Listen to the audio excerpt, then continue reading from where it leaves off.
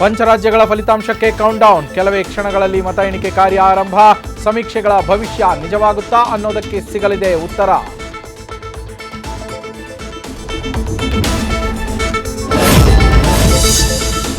ಪಂಚರಾಜ್ಯಗಳ ಪೈಕಿ ಪಶ್ಚಿಮ ಬಂಗಾಳದ್ದೇ ಕದನ ಕುತೂಹಲ. ಬೀದಿ ಕೋಟೆಯಲ್ಲಿ ಕಮಲ ಅರಳುತ್ತಾ ಅಂತ ದೇಶಾದ್ಯಂತ ಚರ್ಚೆ.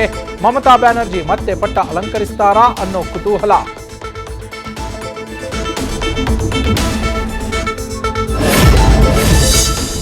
ಇತ್ತ ತಮಿಳುನಾಡು ಚುನಾವಣೆಗೆ ಹೊಸ ಚಾಮ್ ತಂದ ವಿಜಯ್. ಟಿವಿಕೆ ಪಕ್ಷ ಸ್ಥಾಪಿಸಿ ಸ್ಪರ್ಧೆಗಿಳಿದಿರುವ ನಟ ದಳಪತಿ ವಿಜಯ್.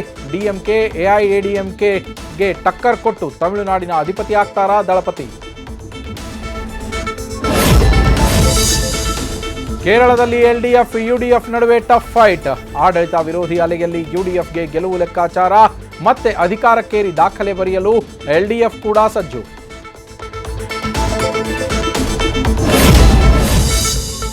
ಇವತ್ತು ರಾಜ್ಯದ 2 ಕ್ಷೇತ್ರಗಳ ಉಪಚುನಾವಣೆ ಫಲಿತಾಂಶ ಪ್ರಕಟ. ದಾವಣಗೆರೆ ದಕ್ಷಿಣ, ಬಾಗಲಕೋಟೆ ಕ್ಷೇತ್ರದ ಮತ ಎಣಿಕೆ.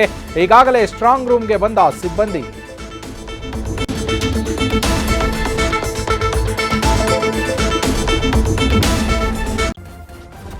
ನ್ಯೂಸ್ ಫಸ್ಟ್ ನಿರ್ಭೀತಿಯಿಂದ ನಿಮ್ಮ ಪರವಾಗಿ.